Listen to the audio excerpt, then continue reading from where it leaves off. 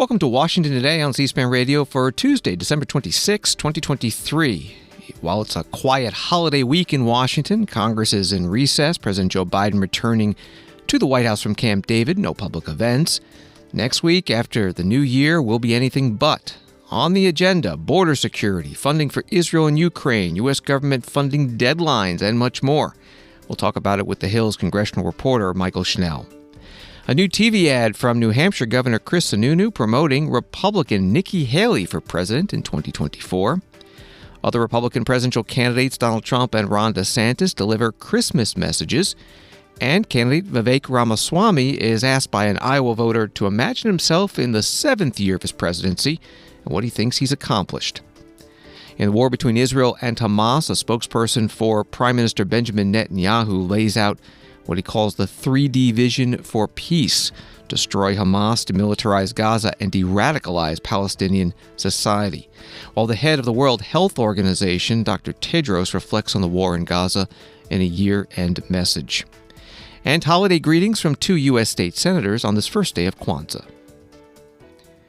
A story from Voice of America. U.S. and Mexican officials are due to meet Wednesday in Mexico City to discuss what the White House has described as a dramatic increase in the flow of migrants through the region in recent months. Secretary of State Antony Blinken, Homeland Security Secretary Alejandro Mayorkas, and White House Homeland Security Advisor Lynn Sherwood Randall are representing the U.S. side, with Mexican President Andres Manuel Lopez Obrador hosting the talks. That from Voice of America. This comes as the U.S. Congress and the Biden administration have been negotiating border security reforms, which the Republicans say must be part of the president's national security spending bill, which also includes money for Ukraine, Israel, and Taiwan. Washington Times reported last week that House Speaker Mike Johnson, Republican of Louisiana, is planning a members-only trip to the southern border at the beginning of the new year. And the conference is set to push hard on the Senate and administration to pass border security reforms. Today, Congresswoman Laurel Lee, Republican of Florida, was on Fox News talking about that upcoming trip. We cannot continue to sit back and trust or allow Joe Biden or Alejandro Mayorkas to be telling Americans the truth about what's happening at the southern border. So House Republicans are committed to ensuring that not only do we go see it, but that we can provide an opportunity for the American people to truly understand the reality of what's happening there and the reality of what this administration has done to our country. We have brave men and women of Border Patrol who are down there ready, willing, and able, who want to enforce our laws, who want to fight for our country. And instead, as you point out, they're being assigned tasks like passing out blankets and working as travel agents to just bring people into this country. We don't know who they are. We don't know where they're going. We do know that quite a number of these people, some are even on the terror watch list, and they're getting spread out throughout America with these notices to appear that many of them simply ignore. So this is a crisis that is a true danger to our country and something that House Republicans are committed to putting a stop to. Congresswoman Laurel Lee, Republican from Florida, on Fox News Channel this morning. With more about the agenda when Congress returns from the holiday recess next week. Joining us on the phone is Mychael Schnell, congressional reporter for The Hill. Welcome again to Washington Today. So U.S. border security talks tied to aid to Ukraine, Israel, and Taiwan. When we last left Congress last week, they were still talking. Have we heard any progress towards a deal? Yeah, no, nothing yet, Michael. But before we left for the holiday recess, Senator Chris Murphy, the main Democratic negotiator, Democrat from Connecticut, he had told reporters that they would be continuing talks. They would be continuing to meet virtually over the holiday recess. So going off that assumption is that talks have continued. Whether or not there has been a breakthrough, we have not heard yet. But look, this is really a key priority as Congress returns to session next month. The Biden administration, Ukrainian officials, they have been sounding the alarm about the need to replenish aid to Ukraine as, we approach that 2-year mark of Russia's invasion. So this has been a key concern of Biden administration officials and Ukrainian officials. Obviously, senators, that bipartisan group of senators, was unable to come to a consensus before the holiday break. But before lawmakers left Washington, Schumer and McConnell put out a statement saying there was encouraging progress, saying that their hope was that there could be swift action in the new year. So we'll just have to see if they're able to strike some sort of a deal on border security, because, again, there's a lot of eyeballs on that Ukraine aid, a lot of folks who are trying to release that quickly. Also in January, we've got a couple of government funding deadlines that are going to hit. Yeah, government funding is going to be, if not a key priority, the key priority when lawmakers return in January. First, we remember back in November, Congress passed that two-step continuing resolution, keeping the government funded and then making essentially two deadlines to once again fund the government. The first one's January 19th. That's when Congress is going to have to deal with 4 appropriations bills, 4 of 12 appropriations bills, funding specific programs and departments in the government. And I'll tell you what, Michael, lawmakers are very, very at odds over these appropriations bills. I'm talking just Republicans in the House to begin with. They haven't even been able to pass some of those bills out of the chamber. And then the House and Senate are in very different places in terms of these appropriations bills. The House marked up its bills at low levels, the Senate at high levels. And to add to also, they have their work cut out for them in any day, with any context for that January 19th deadline. But adding fuel to that fire is the fact that Speaker Mike Johnson has said that he will not put another short-term funding bill on the floor, which means that we could be staring down a partial government shutdown come January 19th. We're talking with Mychael Schnell from The Hill. There are also some other bills that are sort of hanging out there, and they keep dealing with extensions on them. We got the FAA reauthorization. What happened to the Farm Bill? Yeah, the Farm Bill had a 1-year extension, so we won't have to deal with that until later in 2024. Essentially, they kicked that can down the road, the 5-year Farm Bill extension. There's a lot going on right now. So I guess lawmakers decided that it would be best off to just extend that deadline. But you mentioned other bills floating around. One key topic that we're going to be hearing a lot about in the months to come is FISA, which is the U.S. is essentially warrantless spying privileges to be able to spy on foreign individuals outside of the U.S. In the National Defense Bill, there was a few months extension. I believe it went until March or April to extend the U.S.'s FISA abilities. That short-term extension is going to expire, I believe, in April. So that's when lawmakers are going to have to figure out how they are going to extend this permanently. And it's been a really bitter battle up on Capitol Hill. Interestingly enough, it hasn't been between Democrats or Republicans or House versus Senate, but it's been between 2 specific committees. The House Judiciary Committee and the House Intelligence Committee have really been at odds over the specifics of this FISA warrant program. So expect to hear a lot more about that as Congress returns to session in the new year. Half of the Congress is complete. It was reported that lawmakers passed only 27 bills that became law. They're into the second year of the 2-year Congress, and it's an election year. Is there any pent-up demand to pass anything?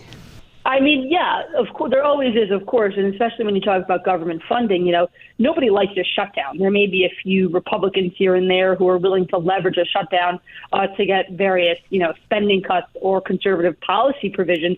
But at the end of the day, historically speaking, nobody really wins in a shutdown. People try to play the blame game, but it really isn't that successful. So one of the, the biggest things they're going to try to do is avert a government shutdown. But then just overall, Democrats and Republicans are going to want to push through various messaging bills, especially as we come up to the November elections. And you do mention that this year was very ineffective for Congress, right? As you mentioned, in the 20s, that was the number of bills passed. You will remember we saw a lot of days of speaker fights, 4 days in January, and then we saw those 3 weeks in October after Kevin McCarthy was ousted. And we also saw the country be on the brink of a shutdown, be on the brink of an economic default when we were dealing with the debt limit. So it was really a lot of ups and downs and a roller coaster of a year for Congress. I think a lot of lawmakers are hoping for more of a steady hand as we head into 2024. Again, especially as we move into the 2024 election, not just the presidential, but also these down ballot races, right? Control of the House and control of the Senate are both up for grabs. Both parties are going to either be trying to retain control or flip the chamber. So it's really going to be an important year. And lawmakers up on Capitol Hill are going to want to make their party's arguments stronger with various pieces of legislation. And finally, what can you tell us about the House impeachment inquiry of President Biden? Yeah, so right before we left for break, we saw the House authorize its impeachment inquiry into President Biden, that party line vote. Now the expectation is that we'll see more, we'll see more interviews, more depositions, more talk about this impeachment inquiry. The big question now is going to be, will there be a vote on articles, right? That's really the key thing here, because a lot of lawmakers are differentiating, especially those moderate Republicans, saying, look, I'm voting to authorize the inquiry right now, expand the investigative abilities. This doesn't mean it's a vote to impeach the president. So that's going to be the main focus now as we move into 2024, is will House Republicans take that really important and significant step of voting on articles of impeachment against the president, sending it over to the Senate. If successful, of course, the Senate would acquit the president immediately. It's a Democratic-controlled Senate, but it's going to be really fascinating to see how this plays out. Both, how the Republican committee chairman handled this issue, but also politically, right? Because we've seen a lot of moderate Republicans have to really walk the plank and walk a tightrope when it comes to impeachment, especially as we talk about the House being up for grabs. It's going to be a fascinating story to watch in 2024. Mychael Schnell, congressional reporter for The Hill. Find your stories at thehill.com and on X, formerly Twitter, at Mychael Schnell. Thank you so much, and happy holidays. Thanks for having me. Happy holidays to you. Another story from thehill.com by reporter for legal affairs Zach Schoenfeld reads that a federal appeals court panel wiped ex-Congressman Jeff Fortenberry, a Republican from Nebraska's conviction of lying to the FBI about an illegal campaign contribution, ruling Tuesday that he was not tried in the proper venue. Last year, a jury sitting in Los Angeles convicted Fortenberry for false statements he made during interviews in Nebraska and in the nation's capital. He resigned from his seat in Congress and was sentenced to 2 years of probation, a $25,000 fine, and 320 hours of community service. Tuesday's decision reverses that sentence, though Jeff Fortenberry could still be retried. That from The Hill. Before the U.S. Senate left Washington for the holiday break, Senator Chris Murphy, Democrat from Connecticut, led an effort on the Senate floor to try to pass gun violence prevention bills, including universal background checks for purchasing firearms and a ban on assault weapons. It was not successful. Republicans objected to the unanimous consent requests. Today, Senator Murphy posted a video about a new gun law about to go into effect in Illinois. So I've got some good news. On January 1st, a new law goes into effect in Illinois that significantly restricts the sale of high-capacity magazines and semi-automatic assault weapons. It's another state that has passed a law restricting access to these dangerous weapons, and it's going to save a lot of lives in Illinois. But it wasn't a foregone conclusion. The right wing, the gun rights groups, tried to bring a case before the federal district court, the Seventh Circuit, and then the Supreme Court to get an injunction instituted, stopping the law from going into effect. And both the Seventh Circuit and, interestingly and importantly, the Supreme Court declined to issue that injunction. The Seventh Circuit said that the restriction on assault weapons and high-capacity magazines was very much in keeping with legislation that's been passed all around the country to deny people access to very dangerous weapons. Now, we still have a fight at the Supreme Court to try to protect the ability of citizens through their legislatures to stop dangerous people from getting guns and to keep the most dangerous weapons off the street. But this is a bit of good news, both from the Seventh Circuit and from the Supreme Court. And it is perhaps a signal that the Supreme Court is watching and listening. Now, I wish this Supreme Court just simply interpreted the law. But we all know that the conservative justices on that court are political figures. And some of them do have their finger up to the test the political wins. And so when we do the work of building a movement to demand that citizens, not the court, decide the gun laws of this country, well, maybe, just maybe, we have an impact. This was good news that Illinois passed this law, that it's going into effect, that the Supreme Court declined to institute an injunction. And it's just more reason for us to continue to build this movement to pass gun safety laws, because it gets laws passed like we saw in Illinois, and maybe it has an impact on the future direction of the Supreme Court. Senator Christopher Murphy, Democrat from Connecticut, in a video posted today. An article at WTTW-TV in Chicago reads that at least 8 other states and the District of Columbia have some sort of prohibition on semi-automatic weapons, and several cases challenging those laws are making their way through the federal courts, relying at least in part on the Supreme Court's decision in 2022 that expanded gun rights. This is Washington Today. Some news from the 2024 presidential campaign. This from NBC News. New Hampshire Governor Chris Sununu is appearing in a new TV ad for former UN Ambassador Nikki Haley's presidential campaign, less than a month out from his state's GOP primary. Haley has some momentum in recent New Hampshire polling, writes NBC News, following Sununu's endorsement of her this month, though former President Donald Trump is still leading the Republican field ahead of the January 23rd contest. Here is that ad. A president should bring out the best in all of us. That's Nikki Haley. She's a leader who builds people up. She's a live free or die Republican who understands fiscal responsibility and individual liberty. She's a new generation of conservative leadership who can help leave behind the chaos and the drama of the past. We have an amazing opportunity. Let's win with Nikki Haley, because we've got a country to save. Nikki Haley for president. I'm Nikki Haley, and I approve this message. That ad now running in the Boston market with the intent of influencing nearby New Hampshire voters. Congresswoman Debbie Dingell, Democrat from Michigan, today commenting on former President Donald Trump's Christmas Day post. In that post, the Republican presidential candidate, Donald Trump, wrote, "Merry Christmas to all, including crooked Joe Biden's only hope, deranged Jack Smith, the out-of-control lunatic who hired outside attorneys, fresh from the swamp, unprecedented, to help him with his poorly executed witch hunt against Trump and MAGA, included also our world leaders, both good and bad, but none of which are as evil and sick as the thugs we have inside our country who, with their open borders, inflation, Afghanistan surrender, green news scam, high taxes, no energy independence, woke military, Russia, Ukraine, Israel, Iran, all-electric car lunacy, and so much more, are looking to destroy our once great USA. May they rot in hell. Again, Merry Christmas." That was the post from Donald Trump. Here's Congresswoman Dingell on CNN Today. New information we've just been seeing, the FBI is now involved because of threats to those Colorado judges who ruled that Donald Trump cannot be on the ballot. I'd like to get your thoughts, because I know in your state, several of your state leadership has faced threats, and you yourself, I think, have mentioned that you have faced threats as a public servant. Have you noticed that things are getting worse, or have things changed? They're deteriorating and they're getting worse.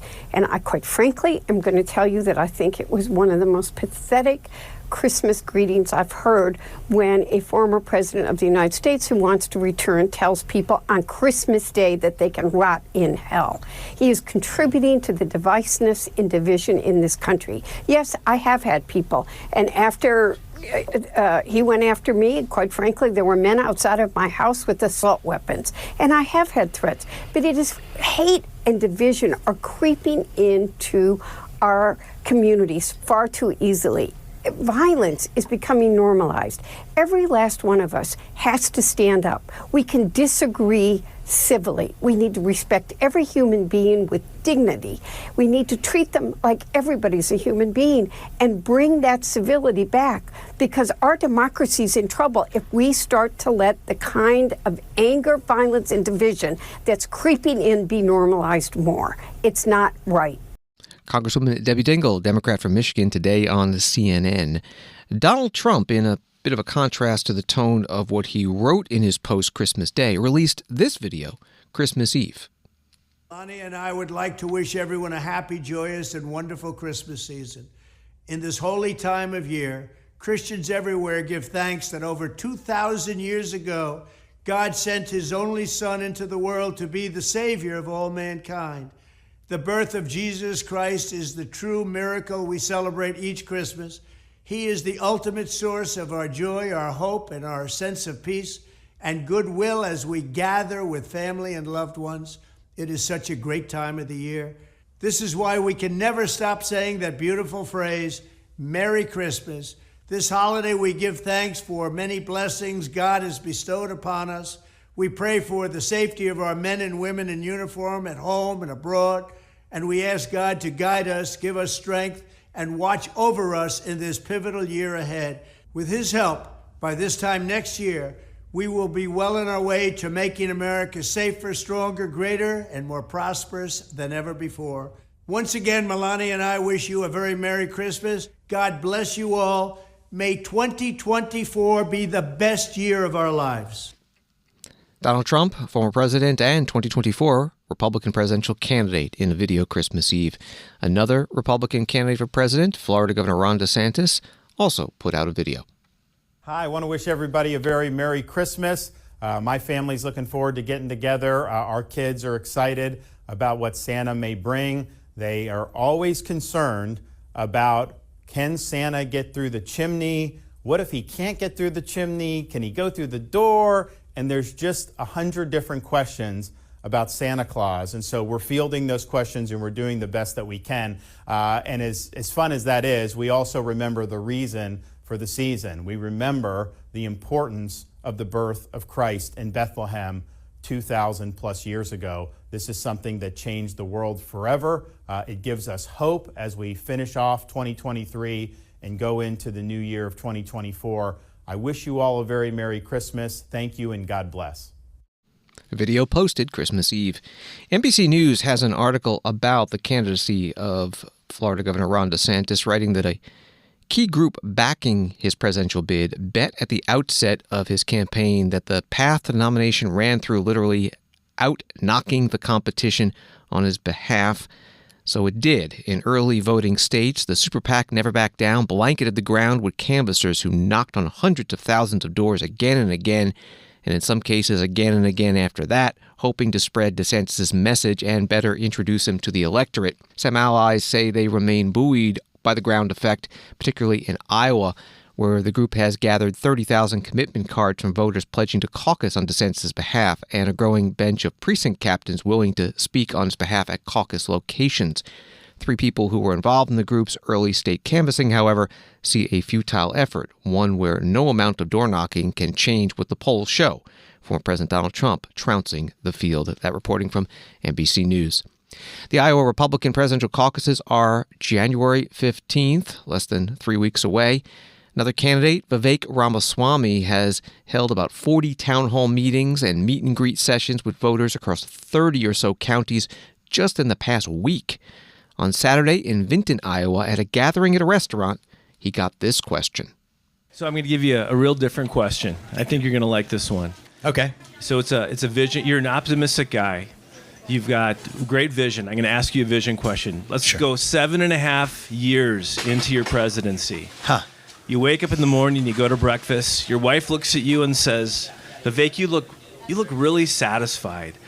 What are you thinking about? Why are you looking so happy this morning? 7.5 years into your presidency. What's your answer to your wife in that moment? I appreciate that question. I do. Well, let's fast forward. That'll be 2032. And we're thinking about what we've accomplished for this country. And how life's different for everybody. And how life's different for everybody. I'll tell you this. My older son will be not yet in high school. That's the first thing that occurs to me. He's about 3.5 years old. He'll be on the cusp of entering high school. And I'll think about the country they're growing up into then versus the country they're growing up into now. And so my first blush answer would probably be to point to all of the specific accomplishments that we achieved in those 7 years. That we shut down the shadow government. That we have a government that's, again, responsive to the interests of its own people. That our economy is growing at over 5% GDP growth per year again. That we don't have an energy sufficiency issue, we have an energy abundance blessing. That we're able to bring down the cost of goods, make the American dream accessible to every young American who's able to get ahead with their own hard work and commitment and dedication. That we look back and laugh that we ever had a border crisis. Can you believe it? 8 years ago, we had basically open borders in this country, that we actually respect the rule of law, to say that those who actually came legally, we will respect you by making sure that nobody's getting in illegally. To restore that rule of law where people don't have to walk around on the streets afraid of getting mugged or afraid of violence on the street, but instead cops who are proud to do their job, who feel honored for doing their jobs. That we're no longer dependent on China for our modern way of life, from the shoes on our feet to the phones in our pockets to our pharmaceuticals in the medicine cabinet to our own military. No, we're not going to depend on somebody else for our modern way of life. And you know what? I'll look back and say, when I took office, it felt an awful lot like we were marching our way to World War III. Isn't it beautiful that that's behind us? Because we have protected our own homeland with cyber defenses and super EMP defenses and border defenses that we lacked when I took office. And so Those would be some of the things that I'd probably say that are specific. But probably the most important thing I'd want to say, if it was really a conversation with my wife, was that our two sons and their generation in this country, that they are once again proud to be citizens of this nation. That they no longer have that hole in their heart that a social media algorithm is able to prey on, or a new ideology is able to prey on, to say that we know who we are, and we're proud of who we are, and we won't apologize for who we are, and that we are able to achieve the maximum of our God-given potential with confidence, without apologizing for excellence. Of all the things, that's probably the most important thing that I want to tell you, is that we will once again be proud to be citizens of this nation, proud to be American, without apologizing for it. By 2032, I think that's where we're going to be as a country, my man. I appreciated that. It's a good question to think about. Vivek Ramaswamy, Republican presidential candidate in Vinton, Iowa, this past Saturday. And the Iowa Republican presidential caucuses are January 15th. Wall Street today, the Dow up 159, NASDAQ up 81, S&P up 20. Consumer spending grew solidly this holiday season, writes ABC News, rebuking concerns of a slowdown and reinforcing positive signals about the U.S. economy as it approaches the end of a tumultuous year. Buying among shoppers rose 3.1% over the holidays compared to the same period last year, according to data released on Tuesday by MasterCard Spending Pulse, which measures in-store and online purchases from November 1st to December 24th across all forms of payment. The data is not adjusted for inflation. That from ABC. Washington Today continues in a moment. People often think C-SPAN is funded by the federal government. In fact, we're a nonprofit organization that receives no government funding. As news consumption changes, you can help ensure the future of C-SPAN's unfiltered coverage of national government and politics. We hope you will consider making a tax-deductible contribution that will support our daily editorial operations. To learn more, visit cspan.org/donate. Welcome back to Washington Today, available as a podcast on the C-SPAN Now mobile app, which is free, and wherever you find your podcasts. Associated Press reporting from Gaza, Israeli forces on Tuesday expanded their ground offensive into urban refugee camps in central Gaza after bombarding the crowded Palestinian communities and ordering residents to evacuate. Gaza's main telecom provider announced another complete interruption of services in the besieged territory. The military's announcement of the new battle zone threatens further destruction in a war that Israel says will last for many months as it vows to crush the ruling Hamas militant group after its October 7th attack. The U.S. said Israel's Minister for Strategic Affairs, Ron Dermer, was meeting with Secretary of State Antony Blinken and National Security Advisor Jake Sullivan. Despite U.S. calls for Israel to curb civilian casualties and international pressure for a ceasefire, Israeli Prime Minister Benjamin Netanyahu said the military was deepening the fighting. That was from the Associated Press. The Israeli Defense Minister Yoav Gallant told the Knesset's Foreign Affairs and Defense Committee today that Israel has been fighting a multi-front war. We are in a multi-arena war. We are being attacked from 7 different sectors: Gaza, Lebanon, Syria, Judea and Samaria, Iraq, Yemen, and Iran. We have already responded and acted in 6 of these decrees, and I say here in the most explicit way, anyone who acts against us is a potential target. There is no immunity for anyone. Israel's Defense Minister Yoav Gallant at a committee meeting.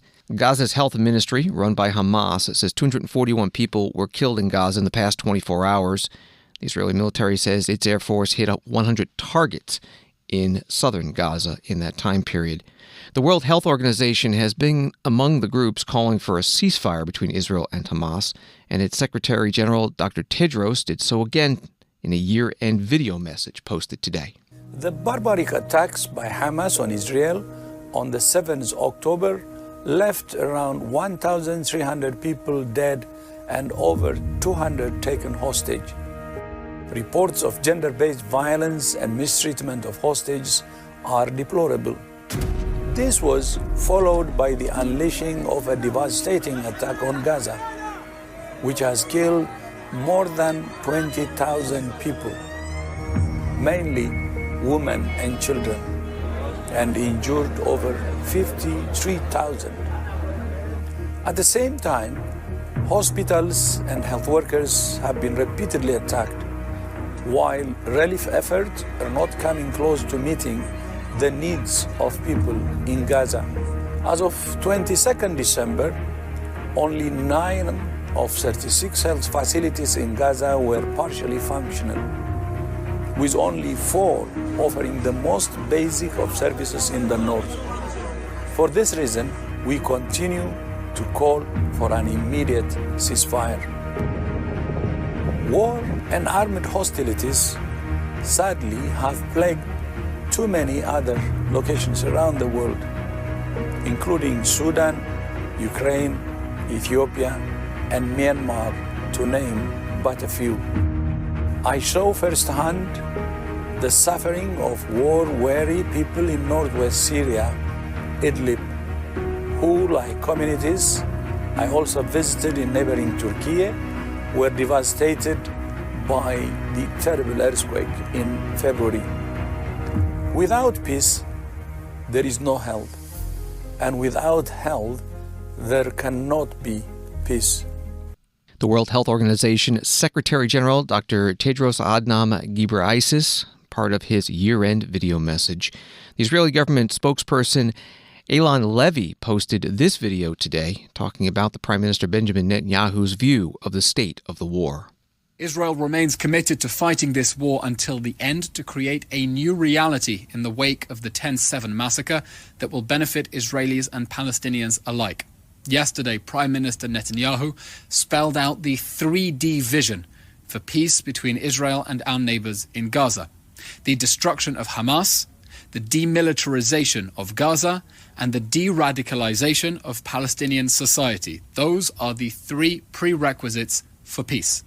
First, as Hamas threatens more October 7th massacres, anything short of the dismantling of its military capabilities and the end of its political rule is a guarantee of further bloodshed. Second, we will have to ensure that Gaza is never again turned into a base of attacks against our people. That will require Israeli overriding security responsibility over Gaza for the foreseeable future, a temporary security zone on the perimeter of Gaza, and an inspection mechanism on the Gaza-Egypt border that prevents weapon smuggling. Third, and most importantly for enduring peace, Palestinian civil society must be transformed so that its people support fighting terrorism rather than funding it. Unfortunately, polls show that the overwhelming majority of Palestinians in the Gaza Strip and West Bank alike still support the October 7th atrocities, despite everything. That must change. We need to see courageous and moral leaders on the other side able to condemn barbaric violence instead of denying it and giving Hamas political cover, as Palestinian Authority leaders have been doing. History shows that de-radicalization can transform even the most extreme societies into prosperous democracies and Western allies, and the same can and must happen here. For too long, failed foreign policy orthodoxies have kept this conflict on life support, trapping us in a cycle of violence. We urge the international community to help us secure these 3 conditions for peace after Israel's total victory over Hamas, in order to turn a new leaf in Gaza and offer hope to this region. Israeli government spokesperson Eylon Levy in a video message. He also said that Israel will no longer grant automatic visas to United Nations employees, accusing the United Nations of being complicit partners with Hamas. Times of Israel writes that the move ratchets up tensions between the United Nations and Israel, which has long claimed the world body directs unfair and disproportionate criticism at it. NATO Secretary General Jens Stoltenberg welcoming approval today by a key Turkish parliamentary committee of Sweden's application to join NATO. The next stop for that is the full Turkish General Assembly, no date set for a vote. General Stoltenberg urged Hungary, which has also been refusing to ratify Sweden's membership for almost 2 years, to do so as soon as possible. And from USA Today, Russian opposition leader Alexei Navalny likened himself to Santa Claus in a new message after he was located in a prison north of the Arctic Circle weeks after losing contact with associates. Navalny, one of Russian President Vladimir Putin's fiercest critics, is facing a 19-year sentence on charges of extremism, which he has denied. His attorneys, who lost contact with him December 6th, located him at the Arctic prison colony dubbed the Polar Wolf on Monday. Navalny wrote in a wry post shared on social media on Tuesday, "I am your new Santa Claus. Well, I now have a sheepskin coat, a Ushanka hat with ear-covering flaps, and soon I will get a Valenki, a traditional Russian winter footwear. I have grown a beard for the 20 days of my transportation." That from USA Today. Today is the first day of Kwanzaa, the 7-day festival honoring African heritage and African American culture, and a few state governors posting their holiday greetings. Hey there, folks. Governor Tony Evers here. And I'm First Lady Kathy Evers. Today, we're wishing all those celebrating across our state a joyous Kwanzaa. Each year, this week reminds us of the 7 principles of Kwanzaa: unity, self-determination, collective work and responsibility, cooperative economics, purpose, creativity, and faith. These principles help guide celebrations around the world and underscore the importance of togetherness. May the next 7 days bring you and your loved ones warmth, prosperity, and joy into the new year and beyond. Happy Kwanzaa, Wisconsin. Happy Kwanzaa, Michigan. I hope you're enjoying some time with family and friends to reflect on the past year and to look ahead to the next one. Today we celebrate African American culture and history and unite shared values of freedom and opportunity for all. As governor, I'm focused on investing in every community so everyone, no matter who they are or where they come from, can make it in Michigan. Our vision is the same: a more equitable, just state where our children have brighter futures. Together, let's build that future. Governor Gretchen Whitmer, a Democrat. Before that, Governor Tony Evers, also a Democrat, and wife Kathy in videos. Many members of Congress also posting on this first day of Kwanzaa as well. Shontel Brown, Democrat of Ohio, happy Kwanzaa to everyone celebrating. I hope your celebrations are filled with joy and prosperity. And this from Vice President Kamala Harris, happy Kwanzaa to all those celebrating. Doug and I hope your week is filled with community and light. And thank you for listening to Washington Today. Sign up for C-SPAN's evening newsletter word for word to get the stories making headlines in Washington emailed to you every day. The newsletter is free. Subscribe at cspan.org/connect. Have a good night.